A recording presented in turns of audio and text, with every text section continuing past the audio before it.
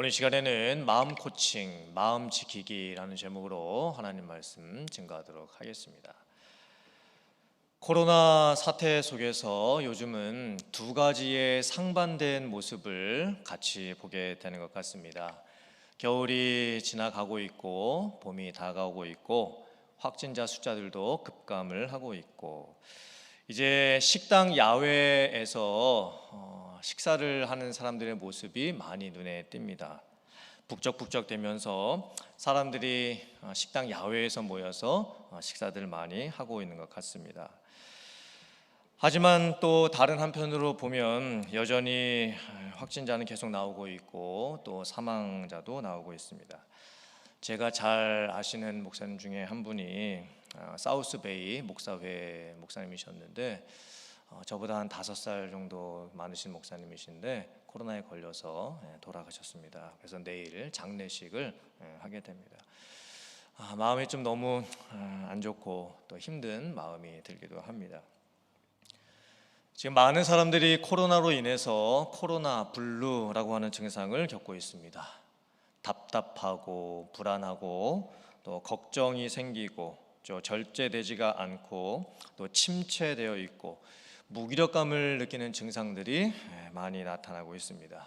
또 실제적으로 머리가 띵하고 아픈 두통 증상도 나타나고 또 불면증도 생기기도 하고 심장이 두근두근 것을 뛰는 협심증도 나타나기도 하고 또 이명 증상도 생기고 또 소화불량까지 생기는 등 여러 가지 신체적인 증상들도 같이 나타나고 있습니다. 지금은 육체적인 건강을 지키는 것도 중요하지만 마음의 건강을 지키는 것도 참 중요한 시기가 되었습니다. 성경 말씀을 보면 마음에 관련된 구절들이 상당히 많이 나옵니다. 성경이 말씀하는 마음은 포괄적인 의미입니다. 오늘 본문 말씀에서 무엇보다 마음을 지키라, 그리고 생명의 근원이 이에서 난다라고 했을 때 그 마음은 영혼 혹은 심령, 정신 등으로 이해될 때가 있습니다. 이것은 가장 근본적이고 기본적인 내면적인 마음의 모습을 말합니다.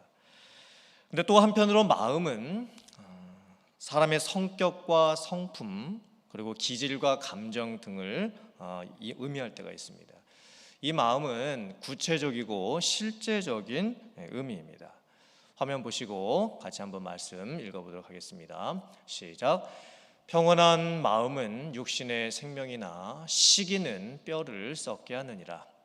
마음의 즐거움은 얼굴을 빛나게 하여도 마음의 근심은 심령을 상하게 하느니라. 마음의 즐거움은 양약이라도 심령의 근심은 뼈를 마르게 하느니라. 사람의 심령은 그의 병을 능히 이기려니와 심령이 상하면 그것을 누가 일으키겠느냐. 우리의 마음속에 시기라는 감정이 찾아올 때가 있습니다. 또한 근심이라고 하는 감정이 생겨나서 우리의 마음을 힘들게 할 때도 있습니다. 또한 사람들과의 관계 속에서 우리가 상처를 받고 아파할 때도 있습니다. 괜히 그 사람이 나를 무시하는 것 같기도 하고 그 사람의 얼굴 표정도 생각이 나고 그 사람의 말투도 생각이 납니다. 그래서 은혜 받았던 마음들을 우리가 다 쏟아버리게 될 때도 있습니다. 사람이 육체적으로 병이 들었다 할지라도 그 마음의 힘이 있으면 병을 이겨낼 수가 있습니다. 하지만 마음에 먼저 병이 들어 있으면 병이 걸렸을 때 쉽게 빨리 낫지 못하는 경우도 있게 됩니다. 마음이 상해져 있으면 그 상한 마음을 고칠 수도 없고 그 상한 마음 때문에 생기는 여러 가지 실제적인 질병들도 고치기가 참 힘든 경우들이 있습니다. 마음을 코칭한다라는 것이 무슨 뜻일까요? 코치는 가르치는 사람이죠. 훈련을 시키는 사람입니다. 코칭이란 학습과 발전이 일어나게 해주고 성과가 진전되게 해주는 프로세스를 뜻하는 단어입니다. 그러니까 마음을 코칭한다는 의미는 뭐냐면 마음을 잘 잡고 마음이 흔들리지 않고 마음이 힘들지 않도록 잘 관리를 하는 것입니다. 마음을 코칭한다는 것은 두 가지의 큰 의미가 있습니다. 첫 번째는 영적인 의미로서 포괄적인 근본적인 마음 코칭입니다. 이것은 내 영혼에 관련된 것이고 내 마음속의 근본 깊은 곳에 있는 그 마음이 하나님을 향해 있고 하나님과의 관계가 잘 되도록 관리하는 것입니다. 이게 가장 중요한 마음 코칭입니다. 또 한편의 마음 코칭은 성격과 기질과 감정의 영역에서 일어나는 것들을 잘 다스리는 겁니다. 내 자신 안에서 올라오는 여러 가지 생각과 또 습관들과 기질들을 잘 컨트롤을 해가고 다른 사람들과의 관계 속에서 생기는 여러 가지 성격 때문에 생겨지는 문제들을 삶에서 잘 다스리면서 살아가는 것입니다. 우리가 어떻게 마음을 코칭할 수가 있을까요? 어떻게 우리가 마음을 잘 지켜낼 수 있을까요? 마음은 모든 것의 근원입니다. 마음은 영혼의 상태이고 심령의 뿌리입니다. 그래서 우리가 마음을 제대로 관리를 하지 못하면 우리의 영혼이 메마르게 되고 심령은 상하게 되고 삶이 정상적으로 이루어져 가지를 않게 됩니다. 마음을 영적인 영역에서 생각을 했을 때 마음을 코칭하는 가장 중요한 방법은 하나님과의 올바른 관계를 갖는 것입니다. 마태복음 6장 31절부터 32절 말씀 같이 봉독해 보겠습니다. 시작. 그러므로 염려하여 이르기를 무엇을 먹을까, 무엇을 마실까, 무엇을 입을까 하지 말라. 이는 다 이방인들이 구하는 것이라. 너희 하늘 아버지께서 이 모든 것이 너희에게 있어야 할 줄을 아시느니라. 예수님께서 이방인들이 살아가는 방법과 하나님의 자녀들이 살아가는 방법이 다르다는 것을 말씀을 하십니다. 우리가 인생을 살아가게 될 때에 먹고 마시고 입는 우리의 생계에 관련된 여러 가지 마음의 염려를 하게 됩니다. 무엇을 먹을까, 마실까, 입을까 하는 염려는 불확실한 세상을 살아가게 될 때에 우리가 당연히 겪을 수밖에 없는 것들입니다. 가난한 자들만 염려하고 사는 것이 아닙니다. 부자들도 염려를 하고 삽니다. 부자도 있는 것에 만족하지 못하고 어떻게 하면 곳간을 더 크게 짓고 더 많은 것을 소유할 수 있을까를 염려하면서 살아가게 됩니다. 만약에 내가 주인이 되어서 내 인생을 이끌면서 살려고 하면 염려는 우리의 인생에서 떠나지를 않습니다. 우리에게 염려가 생기고 또 염려라고 하는 문제가 우리의 내면에서부터 생기게 되는 가장 중요한 이유는 여러 가지 환경적인 어려움 때문일 수도 있겠지만 사실 가장 근본적인 이유는 내 인생을 주관하시는 분이 하나님이시라는 것을 믿는 그 믿음의 결핍 때문에 생기는 겁니다. 하늘을 나는 새는 곡식을 모아서 곡간 안에 거두어 놓지를 않습니다. 들에 피는 꽃은 길쌈하는 수고도 하지를 않습니다. 하지만 하나님 아버지께서 다 길러 주십니다. 예수님께서는 믿는 자들에게 하물며 너희 일까 보냐, 믿음이 적은 자들아 라고 말씀을 하십니다.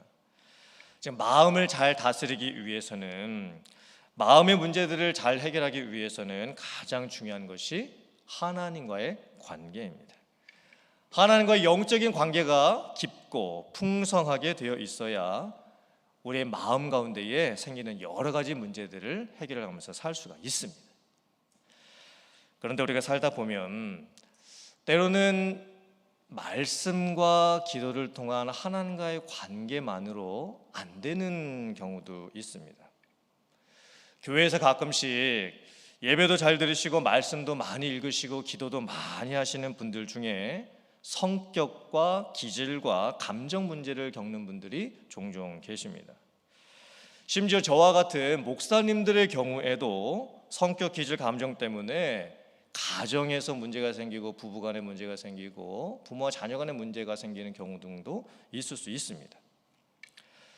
어떤 분은 너무 예민하고 어떤 분은 오해를 잘하고 어떤 분은 화를 잘 내고 어떤 분은 무덤덤하고, 교회 안에서 성도님들끼리 생기는 많은 갈등의 경우를 보면 그 문제를 일으키는 당사자들이 말씀을 안 읽어서, 기도를 안 해서 문제가 생긴 것이 아닙니다.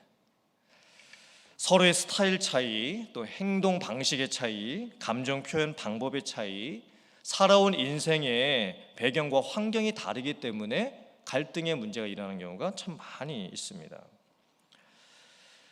두 사람이 결혼을 하게 되면 8명이 같이 살게 된다라는 말이 있습니다. 어떻게 두 사람이 같이 결혼을 했는데 8명이 같이 살게 될까요? 남편과 아내가 있겠죠? 2명입니다. 그리고 남편 쪽에 부모님이 계시고 이제 아내 쪽에 분명히 계십니다. 근데 4명이 추가가 됩니다.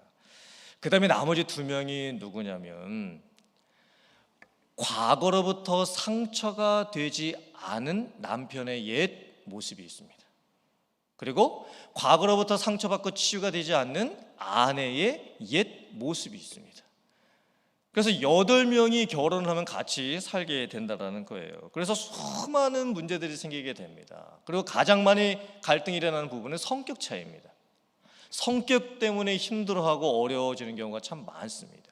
기질의 차이, 습관의 차이, 삶의 방식과 행동의 차이 때문에 부부간에도 많은 어려움들이 생기게 되는 겁니다.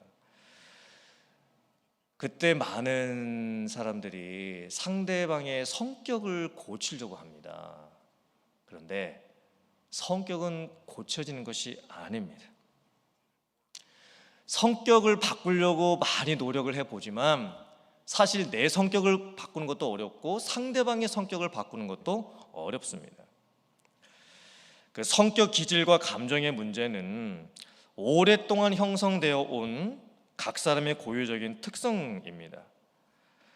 그래서 잘못된 성격 때문에 잘못된 감정이 생기게 되고 습관이 생기게 되고 인격까지 생기게 됩니다. 그래서 성격이 내 운명이 되도록 그냥 방치해서는 안 되는 겁니다. 그럼 어떻게 해야 될까요? 성격은 안 바뀌어지는 것인데 그럼 우리는 무엇을 바꿀 수가 있을까요? 성격은 과거로부터 연결되어 있는 나의 이미 형성된 삶의 방식입니다. 그래서 우리들은 예수님을 믿고 구원을 받고 교회를 다님에도 불구하고 성격은 잘 안 바뀝니다. 성격은 사실 맞추고 사는 겁니다. 성격은 맞추면서 살아야지 상대방의 성격을 바꿀 수가 없습니다. 최근에는 많은 연구들을 통해서 성격 기질 유형 검사들이 많이 생겼습니다. DISC라고 하는 디스크 성격 유형 기질 검사 방법도 있습니다. 어떤 사람이 주도형인지 사교형인지 또 안정형인지 신중형인지 4가지의 성격 타입으로 구분을 합니다. MBTI 검사법도 있고 또 애니어그램 등의 검사법 등도 있고, 그래서 우리들은 1차적으로 내 성격이 어떤 성격이고 다른 사람의 성격과 어떻게 내가 다른지를 검사를 통해서 살펴볼 수 있어야 됩니다. 하지만 이런 기본적인 성격 검사를 한다고 해서 우리들이 성격이 바뀌지가 않습니다. 그럼 어떻게 해야 될까요? 화면 보시고 같이 한번 읽어보도록 하겠습니다. 자, 시작. 성격은 타고난 것이다. 한 사람의 고유적인 생각 행동의 방식이다. 하지만 타고난 성격이나 기질 위에 더 좋은 가치와 경험들을 교육시키면 성격이 품위 있게 바뀔 수 있다. 그것이 바로 성품이다. 성격과 성품은 뉘앙스의 차이가 분명히 있습니다. 그리고 성경은 상대방의 성격을 바꾸라고 말씀하시지 않습니다. 그 대신에 성령을 통해서 성품을 만들어 가라고 말씀을 합니다. 성령의 9가지 열매는 성령께서 우리 안에서 성격을 예수 안에서 바꾸어 가시면서 성품이 되도록 하시는 과정입니다. 우리는 태어날 때부터 죄인으로 태어나고 우리들의 본성 안에는 성격적으로 욕심, 쾌락, 갈등, 조급함, 이기심, 변심, 거침, 방종과 같은 모습들이 있습니다. 사실 이런 것들은 쉽게 변화되지가 않습니다. 바뀌지가 않습니다. 이런 것들이 우리 마음속에서 수도 없이 생겨나고 있고 내 자신을 망치고 다른 사람들과의 관계도 어렵게 하고 있습니다. 그런데 성령의 인도하심을 받게 되면, 성령의 충만함을 받게 되면 그분들에게는 성품에 이르는 성품의 변화가 나타납니다. 성령의 9가지 열매가 뭐죠? 사랑, 희락, 화평, 오래 참음, 자비, 양선, 충성, 온유, 절제. 성령의 열매는 성품의 변화입니다.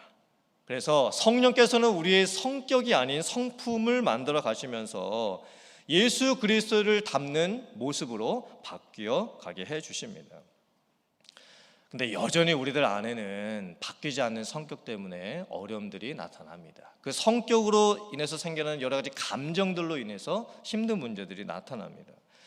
보통 저희들이 인생을 살아가면서 겪는 성격과 감정의 유형은 3가지로 분류를 할 수가 있습니다. 화면을 보시면 감정의 문제가 생기는 3대 원인이 있습니다. 첫 번째는 필요를 채움받지 못할 때 오는 상처입니다. 두 번째는 기대가 꺾일 때 오는 좌절입니다. 세 번째는 자존감을 위협받을 때 오는 불안입니다. 우리는 인생을 살아가면서 많은 상처를 받습니다. 아이러니하게도 가장 상처를 많이 받는 곳은 가정입니다. 그리고 가장 상처를 많이 주고받는 관계는 가족 관계입니다. 부모님으로부터 내가 받은 상처를 어른이 되어서도 아직도 해결을 못한 채 살아가는 사람들이 많이 있습니다. 또한 나는 커서 절대 우리 부모님처럼 하지 않아야 되겠다라고 다짐을 하지만 나도 모르게 내 자녀들에게 똑같은 방식으로 하는 것을 보게 됩니다.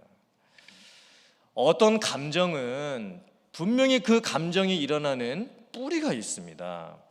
그 생각의 뿌리가 곧 상처입니다. 그러니까 어렸을 때 받은 상처일지라도 그것이 해결되지 않으면 어른이 되어서도 그것이 어떤 형태로 나타나게 되어 있습니다.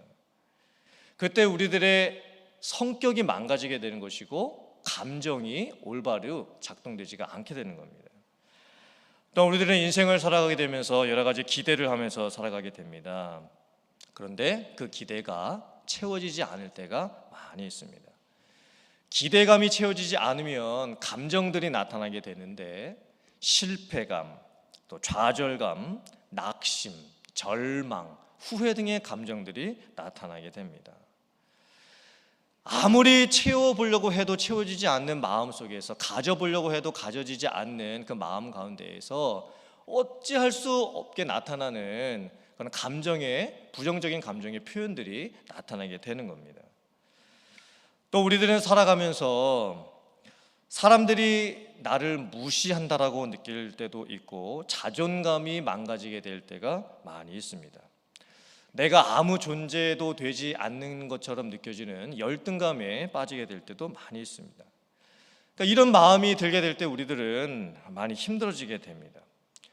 그래서 우리들은 여러 가지 부정적인 감정이 생기게 되면 그런 감정들을 다 나쁘게 보는 경향이 있습니다. 그래서 부정적인 감정이 생기면 그것을 누르고 숨기고 감추고 억누르려고 합니다. 하지만 부정적인 감정들일지라도 모든 감정은 하나님이 주신 것들입니다. 부정적인 감정이라고 해서 파괴적인 모습만 가지고 있는 것이 아닙니다. 화면 보시고 같이 한번 읽어보겠습니다. 자, 시작. 감정은 하나님의 선물이다. 감정은 근원적 고통과 근원적 결핍을 알게 한다. 우리가 인생을 살아가면서 또 사람들과의 관계 속에서 여러 가지 고난과 고통을 겪고 상처를 받으면서 살아가게 되는데 그때 우리 안에서 여러 가지 감정들이 만들어지게 됩니다. 그런데 그 감정들은 사인입니다. 내 안에 무엇이 필요한지를 겉으로 보여주는 사인과 같습니다. 사람들은 희노애락을 겪으면서 살아가게 됩니다. 어떨 때는 기쁘고 어떨 때는 화가 나고 어떨 때는 사랑을 하고 어떨 때는 즐거움을 겪습니다. 왜 하나님께서 사람들에게 이런 여러 가지 감정들을 주셨을까요?